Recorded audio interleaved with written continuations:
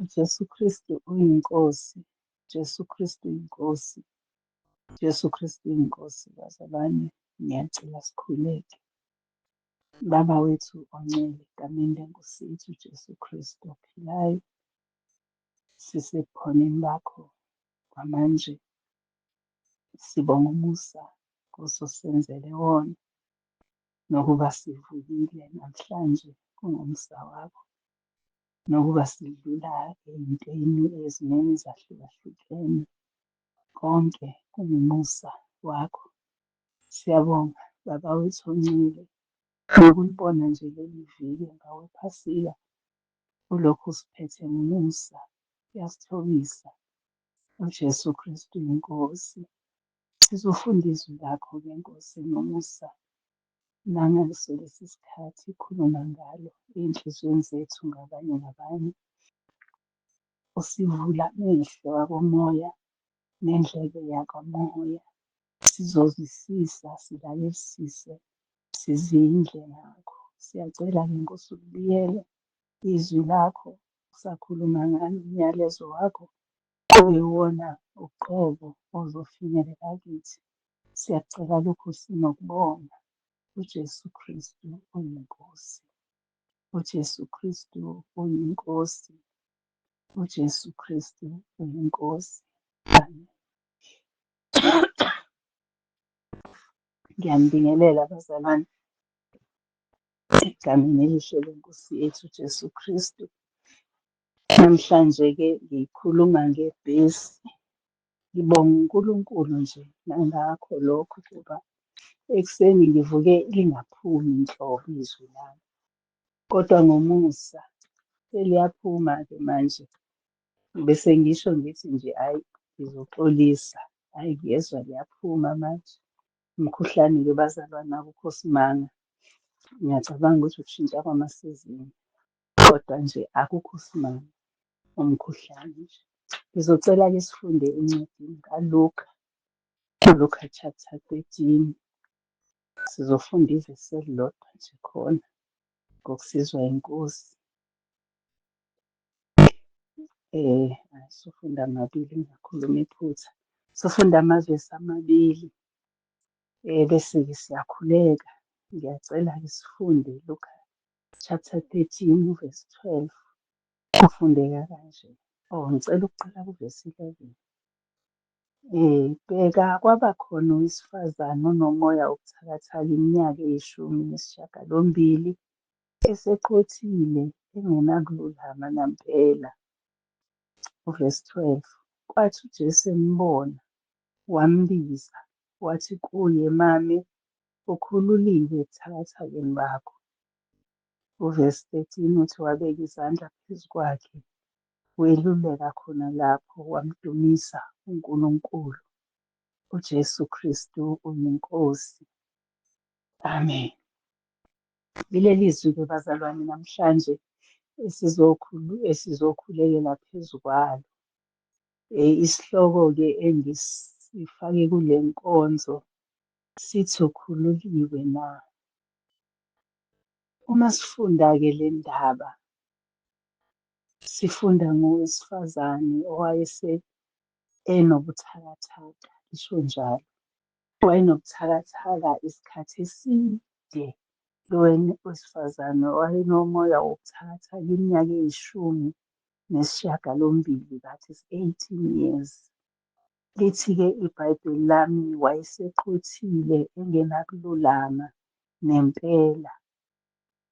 Ukuba mhlawumbe kwakuyikwa-health, ngabe wayese elanda amaphilisi amahlala khona. Kodwa-ke ngoba kwakuyilesa sikhathi wayehamba nakho, eseze waqotha. Lithi-ke leli Bhayibheli-ke, izwi likababa uNkulunkulu lithi, kwathi uJesu embona, wambiza, wathi kuye, Mame, ukhululiwe ebuthakathakeni bakho. Ngizomxelela-ke bazalwane. Ngizoxola nje, ngizolokhu ngenza izinto ezingajwayelekile. Kodwa-ke siyambonga uNkulunkulu ngakho konke. Uthi-ke iNkosi uJesu kulo muntu, ukhululiwe ebuthakathekeni bakho. Okokuqala nje ngifisa sikubheke ubuthakathaka. Wayesephile nabo lobu buthakathaka isikhathi eside. Siyakubona-ke lokhu masikuthatha sikuletha kithi namhlanje ngoba intshumayelo bazalwane ikuthini uqobo. Lithi iBhayibheli nami, izwi uNkulunkulu Baba alikude nawe, likuwe, likhona lapho la ukhona. So okusho ukuthi uma sifunda la encwadini encwele, simele sikulethe kithi uqobo khona ngani phela lithi izwi sesiguquliwe ngisho ingqondo yethu. Kusho ukuthi sesiphila ubuKristu, siphila sikuKristu, uKristu ekuNkulunkulu. So bazalwane, lithi-ke leli zwi wayeseze waqotha enobuthakathaka nje okungapheli. Uma sililetha kithi iningi lethu njengami nje, angilinganise ngami, ngizalelwe emndenini okholwayo, ngakhula, ngaze ngayoshada, ngaze ngaba nomuzi wami kulokhu kukholiwe njalo. Nokushada kwami ngashadela emzini okholwayo, nami ngaqhubeka lapho ezifundisweni ngikholwa. Ngingasindisiwe bazalwane, ngikholwa kodwa. Ukukholwa phela ukuthi ukukholwa ukuthi iNkosi uJesu ukhona, ukhona uNkulunkulu, ukhona odala izulu nomhlaba, ukholwe lokho. Sasifundiswa lokho siqala ukufunda i-Sunday School sibancane ebandleni engangikulona. Okay, kodwa ngenxa yokuthi besingasindisiwe bazalwane, besihamba nobuthakathaka kithina. Uma wenza into ucashele umzali, ukhohlwe ukuthi uNkulunkulu uyabona. Ucashele abantu abadala, ukhohlwe ukuthi ukhona omdala ngempela obonayo. Ubuthakathaka lobu sesize saqhotha, sesize siney'mpawu zalesi sifo lobu buthakathaka esinabo. Sesize siney'mpawu, naye lo mama uphawu lobuthakathaka bakhe yilokhu ukuthi wayeseze waqhotha. Lithi-ke iBhayibheli lami wayengenakusizakala ngempela. Kukhona ubuthakathaka obukubamba ngendlela yokuthi kuthiwe ngobakho, uze ubu-one kube ngokwakho, hhayi ubuthakathaka bakhe lobo. Mhlawumbe ukuhleba, ube waziwa ukuthi umntwana kaNkulunkulu. Kuthiwe hheyi i-weakness yakhe nje ukuthi uyahleba. Usuze waqhotha, usuyaziwa. Mhlambe inkanuko, kuthiwe hhayi phela lo inceku, mhlambe ngiyalinganisa, le nceku ayidlulwa sikithi. Ubuthakathaka bakho usuze waqhotha. Mhlawumbe kuthiwe uneso elibi, umuntu nje ofikayo awumbuki kahle ngendlela yokuthi abantu baze bangathandi ukuza enkonzweni ngenxa yakho. Just because unehlo elibi, ubuthakathaka bakho usuze waqhotha. Sekuyaziwa ukuthi umama usibani bani. Hhayi ngabe awubuzanga kumama usibani bani, ngabe ubuze kumama usibani bani. Ngoba kuyaziwa ukuthi wena usuze waqhotha nalobu buthakathaka. Into engiyithandayo-ke ngale ndaba yethu ukuthi iNkosi uJesu iyakubona. Ikubona ulapho kuleyo comfort zone yakho la ubuthakathaka khona uhlezi khona. Ikubona. Uma ikubona ikubize ukuthi yiza phambili. Njengoba sikhuluma nje siyakubiza ukuthi woza phambili. Iyakubiza iNkosi uJesu ukuthi sondela khona uzothola ukukhululeka. Besisephasikeni bazalwane, kukhulunyiwe kakhulu, sivulwa amehlo kamoya ngendlela emangalisayo. Kusukela sifika ngoLwesine kuze kuyoba iSonto sigoduka, kuvulwa amehlo kamoya. Sivulwa ingqondo, yenziwa ibe ntsha ingqondo yethu.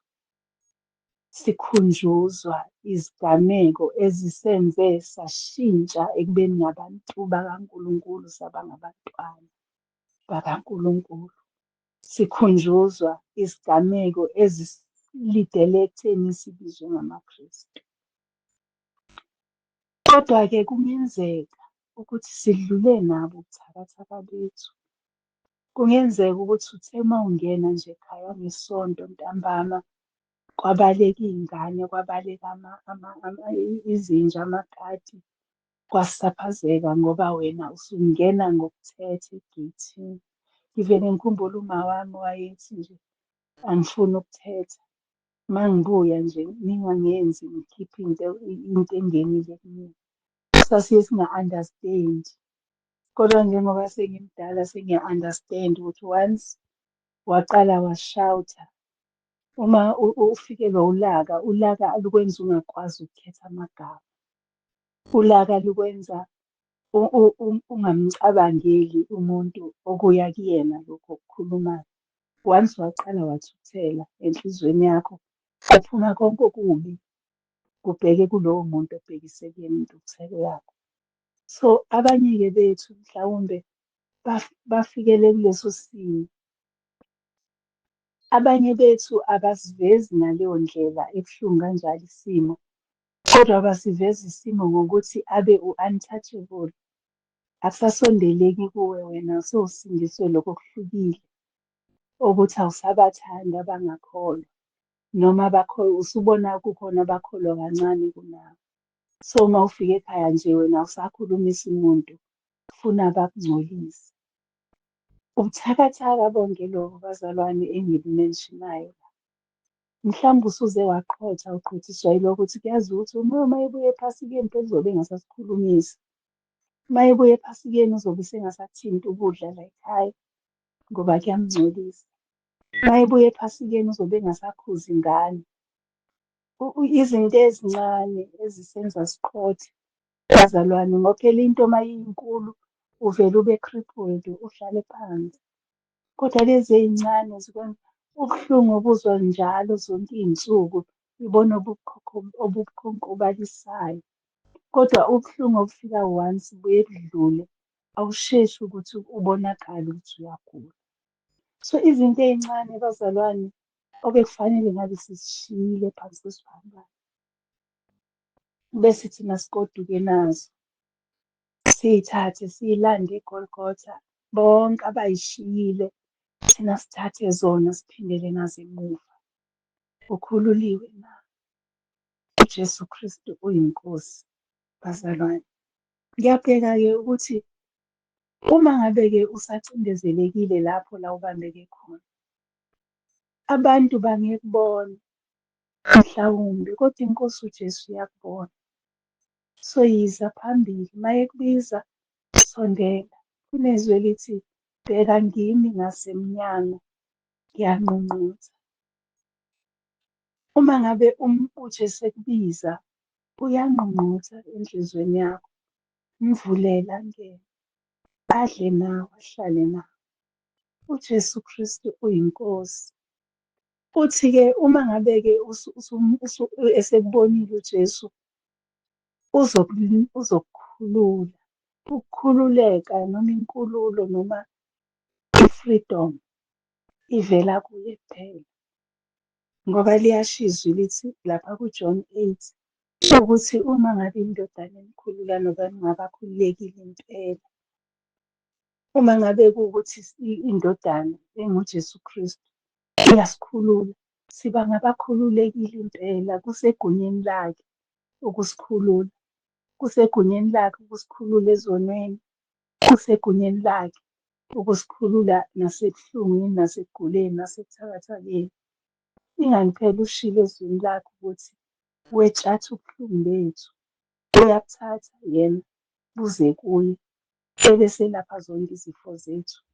Akukho angeke akwelaphe, akukho angeke akukhulule khona. So ukukhululwa kusegameni lenkosi yethu uJesu Kristu. UJesu Kristu uyinkosi. Uma ngabe sibheka-ke laphayana ukuthi sifika kanjani ekubeni sikhululeke. Sifika ngayo iNkosi uJesu. iNkosi uJesu iyona ewumusa. Masilethelwa yena salethelwa umusa. Yingakho incwadi kaJohane ngale u-First John ekuqaleni uJohane ngevangeli ngokaJohane uvesi 1, ayi isahluko 1, u-chapter 1, uvesi 16 wakhona uthi ekugcwaleni kwakhe samukela umusa phezu komusa. Umusa wokuqala waba sekutheni yena weza emhlabeni. Owesibili waba ukuthi yena uthwalile amacala ethu. Okwesithathu kwaba ukuthi ufele izono zethu. Okwesine kwaba uvukile ukuze asiholele enkazimulweni, asiholele ekuphileni okuphakade. Kwaba umusa, kwalokhu kuwumusa, kuwumusa, kuwumusa, kuwumusa, phezu komusa ekugcwaleni kwakhe. UJesu Kristu uyinkosi. Uma ngabe-ke silanda lo musa, sibuthakathaka sinjalo, umusa uyafinyelela kithi. Umusa ufinyelela umusa kithi. Yilapho-ke la sibizwa khona ukuthi woza, bese sibekwa izandla, bese samukela mahhala. Bazalwane, samukela ukuphila mahhala, siphiliswe ebuthakathakeni bethu. Lithi-ke ivesi esilifundile, wathi mangaye embona wambiza. iNkosi uJesu iyakubona kulelo khono ohlezi kulona, kulobo buthakathaka okubona, iyakubona and iyakubiza. Bheka ngimi ngasemnyango ngqongqotha. Uma ngabe emi ngasemnyango ngqongqotha, elokhu ekuqhweba athi woza, wozani kimi, mina nonke enikhathele nenisindwayo. Unganishilo ushilo ezwini lakho ukuthi amandla akhe ayapheleliswa ebuthakathakeni kwethu. Lapha kwabaseKorinte wesibili, u-chapter 12, uvesi 9. Uthi athi kimi umusa wami ukwanele ngokuba amandla ami apheleliswa ebuthakathakeni kuqhubekeke. UJesu Kristu inkosi. Musukusaba-ke ukuthi ngibuthakathaka ngisenalokhu mina esuhlala ekhoneni. iNkosi yakubiza, phumela obala, memeza, isho. Uyazi ey'nkonzweni zephasika sifundile ukuthi uma ngabe iNkosi uJesu yona yamemeza, nathi simele ukumemeza. Besingobani thina esisaba ukuphoxeka uma simemeza? Uma yona yamemeza, yona yayiwuNkulunkulu. ObuNkulunkulu babukuyena yena eNkulunkulu. Kodwa akabanga nawo amahloni ukuthi athi uNkulunkulu wami ungishiyelani. Thina kusihlula ngaphi ukusho njalo, uzwe umzalwane ethi eyi, angizizwa ngishona phansi. Memeza, memeze, useduze nabanhliziyo zaphukile. Ingani useduze ukuthi akuzwe? Ingani uyakubiza kwasanayo uqobo? Bazalwane, indaba le iye yangimangalisa kakhulu ukuthi yini kufanele sikhulume ngayo sisa-fresh, sibuya ephasikeni, sisagcwalisekile ngakho konke okuhle besikubukele eNkosini, sisagcwalisekile, kuse-fresh, kungakaphumi nokukodwa ukuthi sekuze kuyanyamalala manje, sekuyafeyida. Akakaphumi lutho, kusankenteza ey'ndlebeni. Wena Ndumiso, iyankenteza, wena Zwi nezwi liyankenteza, kodwa kuthiwa lithi umkhuleko wethu namhlanje usukhululiwe na? Uthi-ke iNkosi uJesu la, wokhulumame ukhululiwe ebuthakathakeni bakho. Nathi besingangena kule umbrella kaNgcwele, nathi besingakhululwa namhlanje. Lezo zinto ezincane, lezo zinto lezo zinto ezikubambezelayo, lezo zinto othi uma uthi uyanyakaza uzwe ukuthi ngiyasindwa ngala.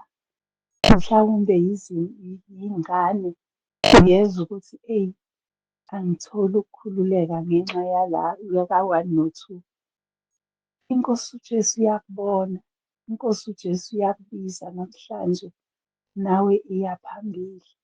Phakamisa isandla sakho, uvume ukuthi uJesu Kristu uyinkosi, abese eyakululamisa, abeke isandla sakhe phezu kwakho, bese uyakhululwa ebuthakathakeni bakho. Namhlanje nje bangcwele, sengathi singazwakalisa izwi lethu, singathuli uxolo. Sengathi besingethule ekucindezelekeni, singathuli.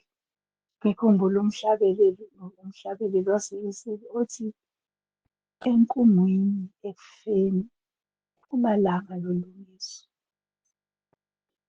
Uma ngabe ucindezeleka, ayikho indawo la ungathola khona ukukhanya noma ungathola khona intuba yokuphuma ngaphandle kukaJesu Kristu waseNazaretha.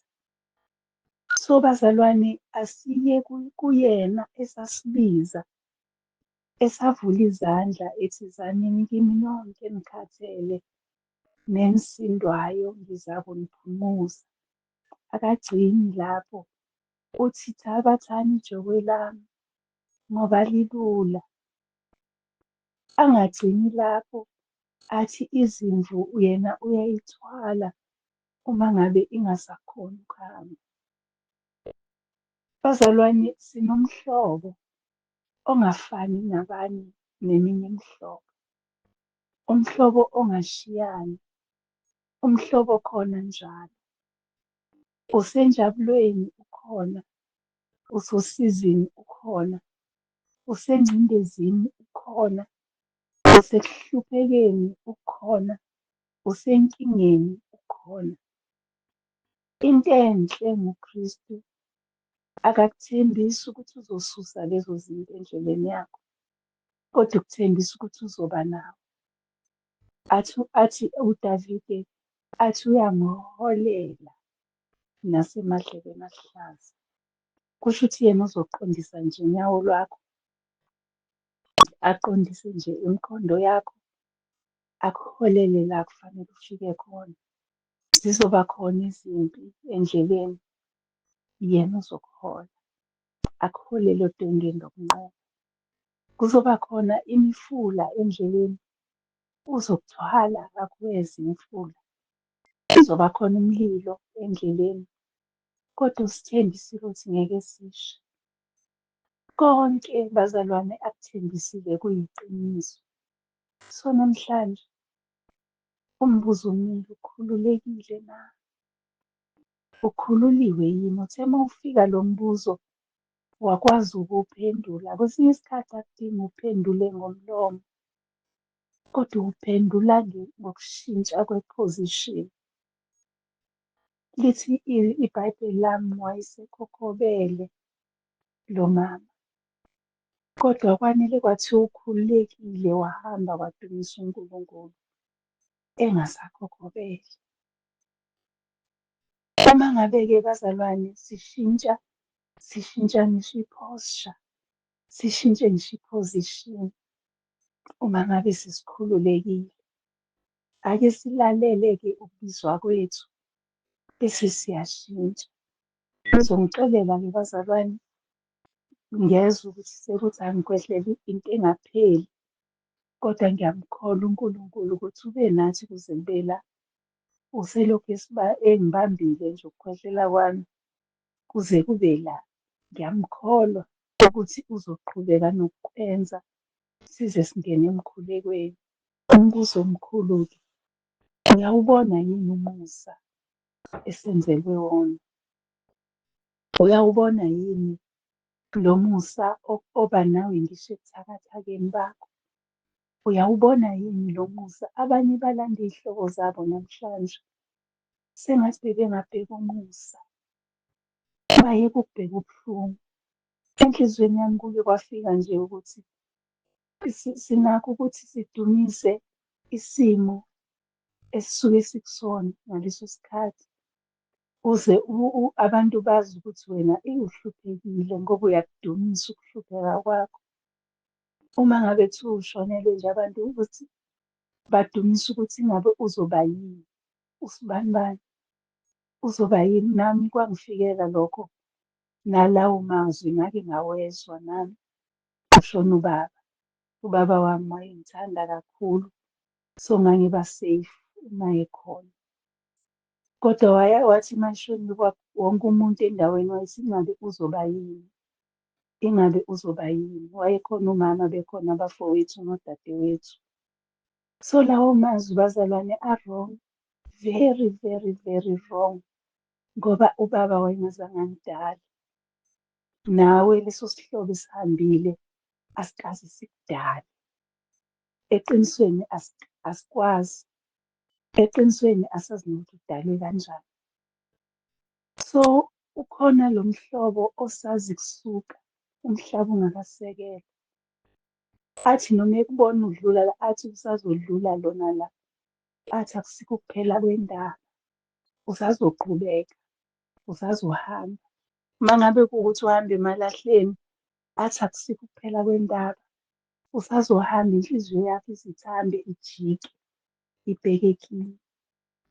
Usazongizwa uma ngikubiza. Uma ngabe-ke uzosheshe ulizwe izwi, iya, phumela phambili, ufumane ukukhululwa. UJesu Kristu uyinkosi. Ngiyacela abazalwane sikhuleke. UJesu Kristu uyinkosi. Baba wethu ongcwele, egameni lenkosi yethu Jesu Kristu, siyabonga izwi lakho, khuluma ngalo, Nkosi yamakhosi, ey'nhliziyweni zethu ngamunye ngamunye.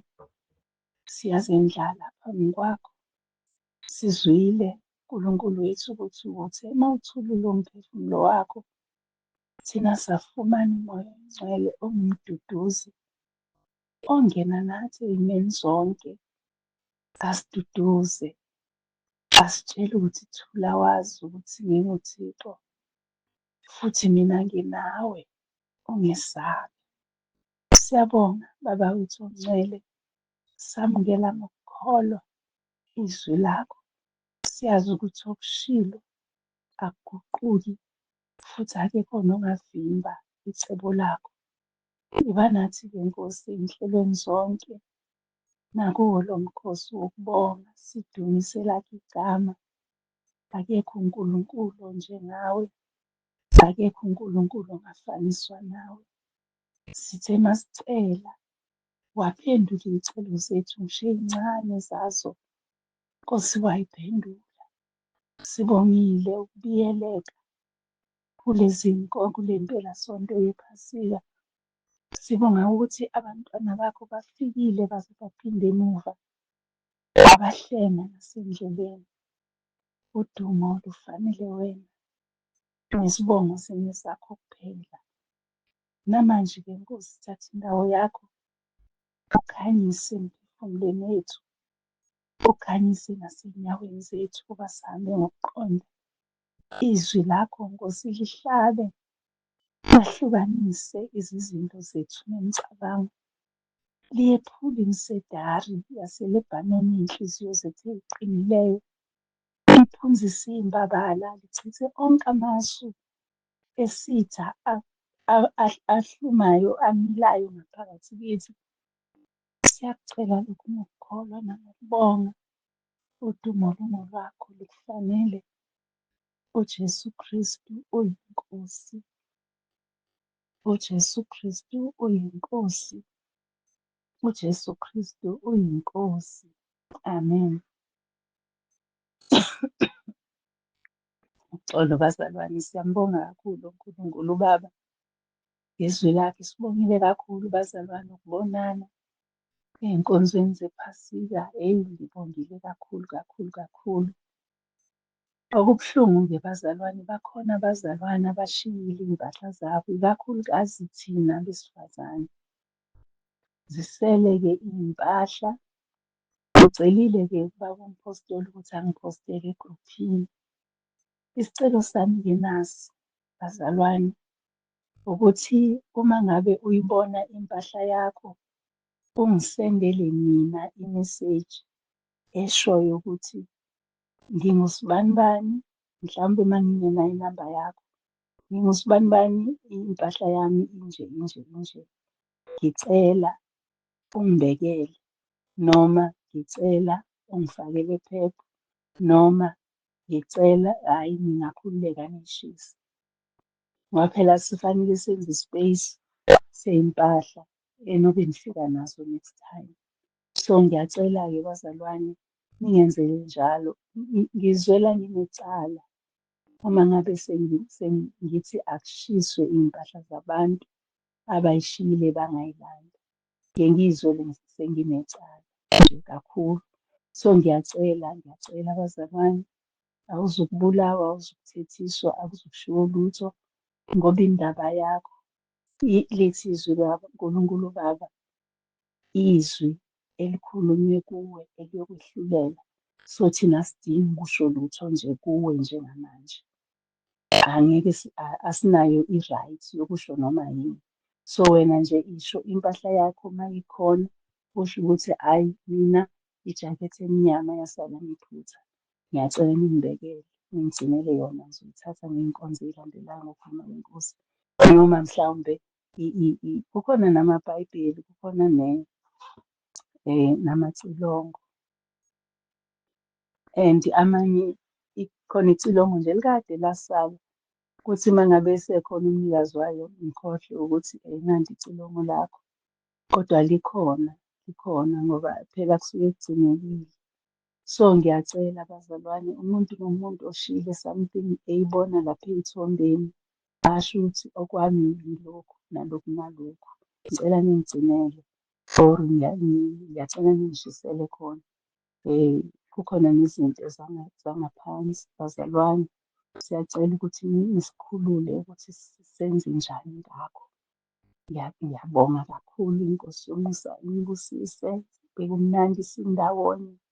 Jesu Kristu uyinkosi. Amen.